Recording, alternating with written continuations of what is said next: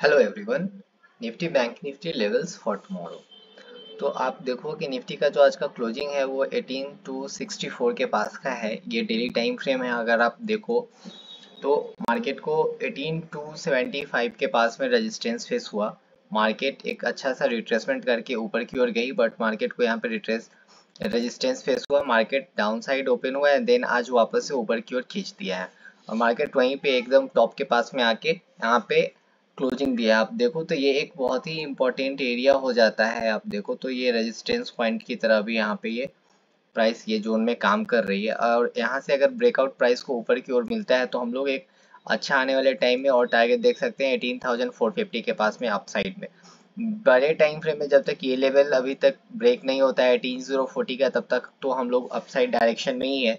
And आप यहाँ से देखोगे तो एक ट्रेन लाइन भी है, तो इस ट्रेन लाइन को हम लोग भी नोट करते चलेंगे कि ये ट्रेन लाइन अगर ब्रेक होती है तो ये जो अपसाइड का जो ट्रेंड हम लोग देख रहे हैं अपसाइड में, ये कहीं ना कहीं वीक हो जाएगी और हम लोग वापस से एक नीचे की ओर का रिट्रेसमेंट कर सकते हैं।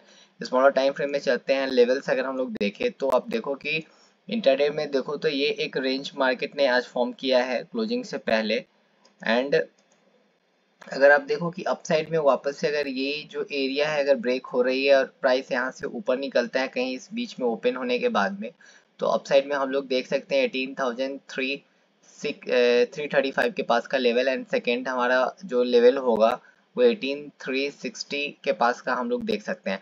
अगर अपसाइड में जाती है तो हम लोग अपना स्टॉप लॉस को ट्रेल करते चलेंगे और राइड करने का कोशिश करेंगे, क्योंकि मार्केट अभी बुलिश है। लेकिन वही आप देखो कि ये वाला एरिया अगर ब्रेक हो रहा है, ये सपोर्ट अगर नीचे की ओर, तो शॉर्ट साइड में हम लोग ट्रेड प्लान कर सकते हैं, लेकिन शॉर्ट साइड का अभी हमारा क्वांटिटी कम होना चाहिए। और नीचे का जो एरिया हम लोग देखेंगे वो 18,200 के पास का होना चाहिए फर्स्ट, एंड सेकेंड टारगेट हमारा हो जाएगा 18,171 के पास का।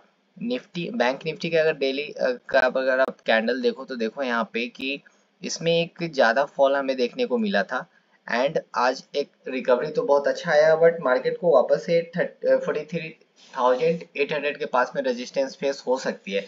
और इस एरिया को अगर बैंक निफ्टी का क्रॉस कर लेती है, देन हम लोग अपर साइड में फिर 44,000 का लेवल हम लोग देख सकते हैं।